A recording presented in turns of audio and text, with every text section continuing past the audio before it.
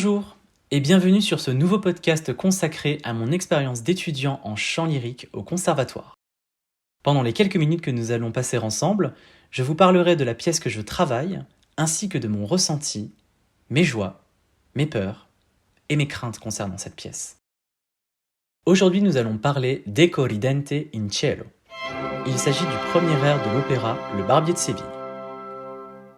Petit rappel historique. Le Barbier de Séville est une pièce de théâtre française créée en 1775 par Pierre-Augustin Caron de Beaumarchais. L'opéra, quant à lui, est italien. Il a été composé entre fin 1815 et début 1816 par Gioacchino Rossini. La partition est séparée en deux mouvements. La première est un largo, un mouvement plutôt lent, mais qui reste très calme et très majestueux. Puis le second est un allegro, un mouvement rapide et flamboyant.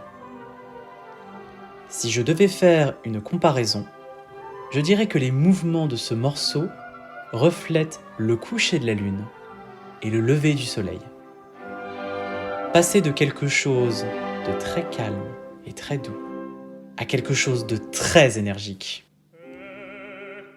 Dans le premier mouvement, le largo, tout se fait d'une manière très linéaire. Des mouvements pour la plupart conjoints, avec quelques mini-vocalises de ci, de là. Mais cela reste une ode à l'amour. Donc, chaque note, chaque accent, même sur une partie aussi douce, se doit d'être, à travers son interprétation, plausible, sans oublier que tout cela doit être chanté correctement. C'est-à-dire, pas d'à-coups, pas de chuchotement, et surtout, pas de stress, sous peine de bloquer l'intégralité du coffre et du système de souffle. Lorsque vint le tour de l'allegro, tout s'accélère. Les vocalises s'enchaînent, tel un défilé. On se retrouve vite encerclé de tous les côtés par des montées chromatiques de 13 notes qui vont du la grave au la aigu. Et on a l'impression que ça ne s'arrêtera jamais. Puis tout s'achève. Sur une apothéose. La phrase « che igual non ». Ce que l'on peut traduire par « joie sans pareille ».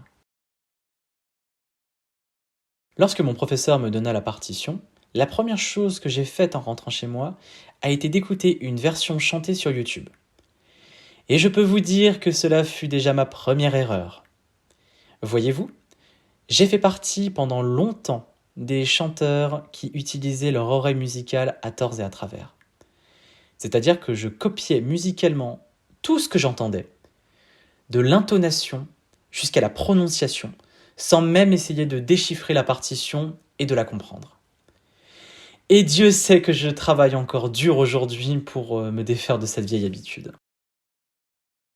Après l'avoir écouté une fois, puis deux, puis trois, j'ai pris peur, par réflexe. Et je me suis convaincu que ce n'était pas fait pour moi et que je n'y arriverais pas.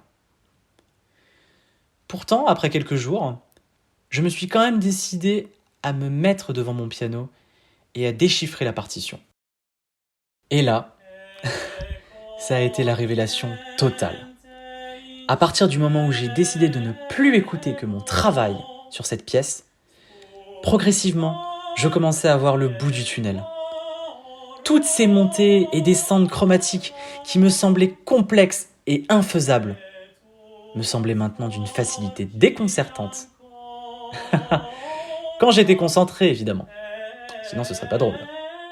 Avec le confinement, mes cours se font maintenant à distance. Et comme beaucoup de musiciens, j'étais assez réticent sur cette idée de travailler sans présentiel.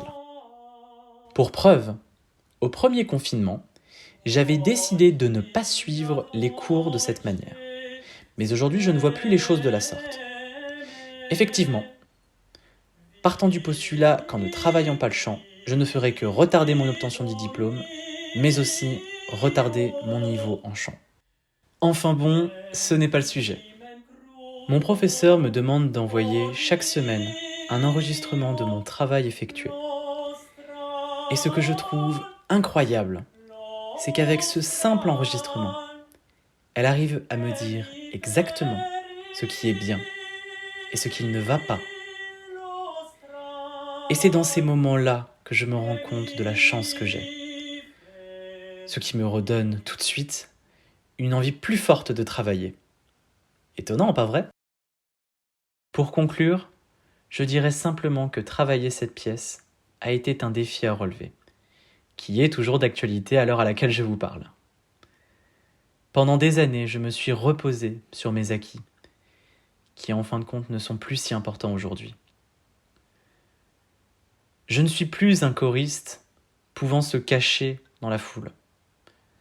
À présent, je suis un futur chanteur lyrique, et de ce fait, je dois affronter mes démons musicaux.